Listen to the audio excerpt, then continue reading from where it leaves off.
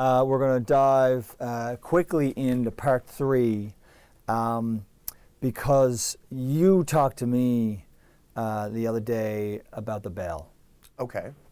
For the hookup, I did a rant about the bell. I really feel strongly about the importance and awesomeness of the milestone of finishing treatment, but I personally have a lot of feelings and trouble with the bell.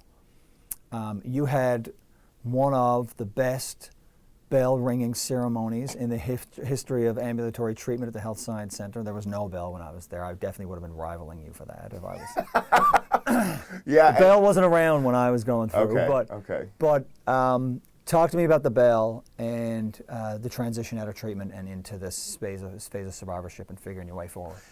I didn't really understand what the bell was because people would ring it when they were cancer-free, people would ring it when they finished treatment. And so I almost felt like it was like bad karma for me to ring the bell. And I was actually like advised to ring the bell. No, this is your time, ring the bell. But like, yeah, I did the cool bell ringing and, you know, it was fun and all my friends and families got a kick at it and everyone at ATP got a kick out of it. And I even ran into some of the nurses at a restaurant recently and they were like, we've had some epic bell ringings, but it doesn't even compare to your bell ringing. So I take pride in that. I take pride in, of course, I'm a detention whore, so I had this plan, what I was going to do, and it was funny and everyone got a kick out of it. But in the end, I wish I never did that because the second that you ring that bell, everyone thinks you're better.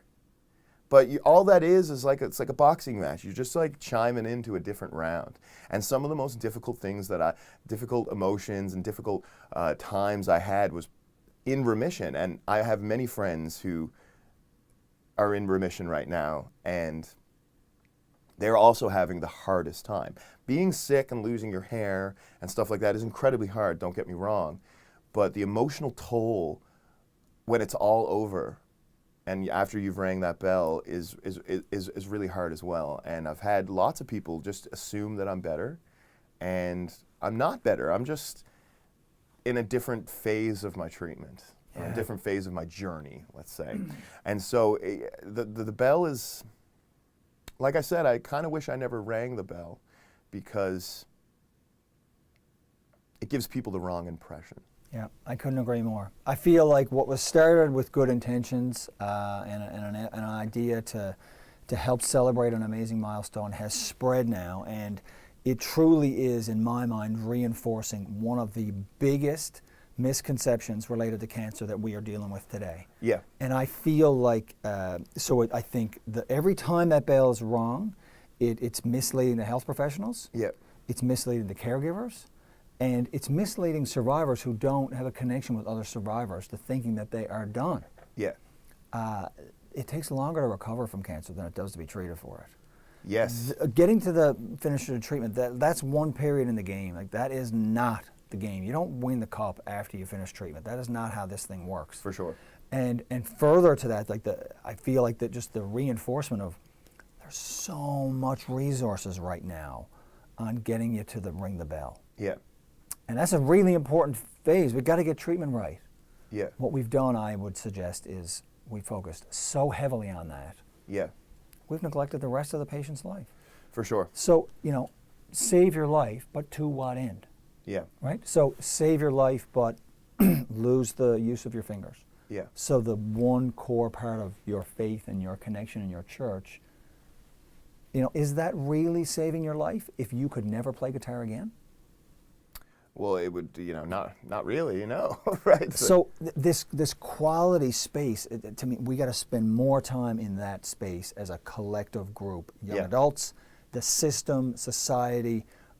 We need so much more emphasis, in my opinion, on the quality side of the life, not just the quantity. For sure. We're so heavily focused on survival, which is so important, especially coming from two guys who were diagnosed with cancer. Yeah. What's really troubling is that we're getting people to that survival space, and then we're kind of pushing them out the door and telling them to figure out the rest of their life. Yeah, and it's like, again, it's a touchy subject because you don't want to offend anyone, you know what I mean? But the second I rang that bell, it gave everyone the impression that I was 100% better. That's right. And things that I appreciated so much and things that got me through really hard times pre-Bell started to taper off. The visits started to taper off. Definitely. The casseroles and meals started to taper off. Your hair grows back. Your hair grows back. You start to look normal. Looks but inside good. you're wrestling. I remember sitting in my chair one day, a couple of days after I was told I was in remission, and I had this thought that was like, and it's a pretty dark thought, but this kind of stuff you think about. I said to myself, wow, if I had a bucket in front of me and you put the amount of chemo that's been pumped through my veins into the bucket and just showed me this massive bucket of controlled poisons, it'd be a massive bucket. It'd be overflowing with all these chemicals.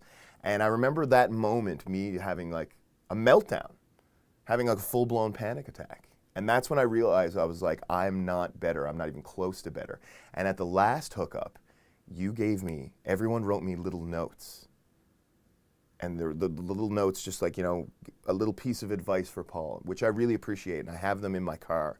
Anytime I'm not feeling 100%, I read them, and they make me feel better. But something that really bummed me out when I first finished treatment and got those notes is 90% of them was like, you're not done.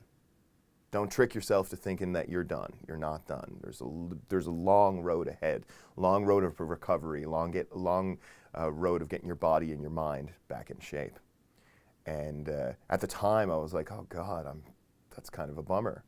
But it was so true. It was the best advice and the best reality check that the you best weren't reality check I necessarily could looking get. for, but you Exactly. got it. And yeah, it was tough. And the months after, even now, I'm still struggling. Even now, I wake up some days with fatigue, and don't want to get out of bed, and incredibly lethargic and really slow. And then the next day, I'm on the go and I'm at the gym and I'm feeling good, but. I did get some great pieces of advice from my doctors and from yackers and stuff as I was going through this journey. One thing that,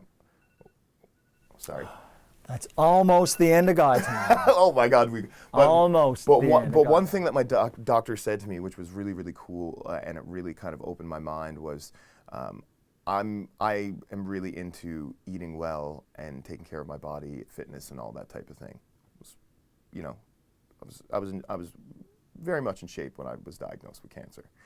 And I was telling my oncologist, I am really out of shape and I can't seem to get it back and it's really, really hard. And what he said to me was like, Paul, you got to realize most people get out of shape in 6 months to a year. Slowly over time, they start eating bad food. They slowly start tapering off their visits to the gym and their physical activity. You, as in me, got out of shape through a 4-hour infusion. And within one dose of chemotherapy, I was the most out of shape I've ever been in my life. Yep. And that's something I didn't really think about. Yeah. And to get myself back to the shape that I was in is going to take a lot of effort. And the only way to get energy in a situation like this is to give energy. And that's one of the best advice I got for post remission, basically, is you gotta really put some work in to get what you had and burn energy, and you get tenfold in energy. And that's what I've been trying to do. And I'm just now, a year out, starting to feel like, yeah, I can go back to work. Yeah, I can go back to the gym. Yeah, I can go back to playing on stage every weekend. And I finished treatment in June, and this is 6-7 months later. And I'm now just starting to think about immersing myself into my normal life. Yep. So, and some people it takes way longer. Sometimes they say sometimes it takes up to 2 years for chemo to leave your system. Yeah, man. It's a process. So, and that's just the chemo side, as you know. Yeah. We're talking about holistic recovery. Yeah. That's what we want at Yak. We want mind, body, soul, social, financial. We want holistic recovery. That's what we're after. We're not after just remission. Yeah. That's an important milestone en route to getting back to living and loving life. That's where we want to be. Yeah. Dude, it was so great to go deeper dive on this stuff. Thank you for taking the man. time. Thank you. Connecting and after the hookup with us here with Paul to talk about God, dying, and ringing that bell, or maybe not ringing the bell. This has been After the Hookup on Yak's crew. Later after the hookup, we'll see you guys on the web, local life, private Facebook for Yak, or we want to see you guys at Retreat and Conference. We're doing Survivor Conference in Ontario in May and Retreat in March 2019. So hopefully we'll see you guys there. Get connected, youngadultcancer.ca. Thanks so much, gang. Always live life, love life.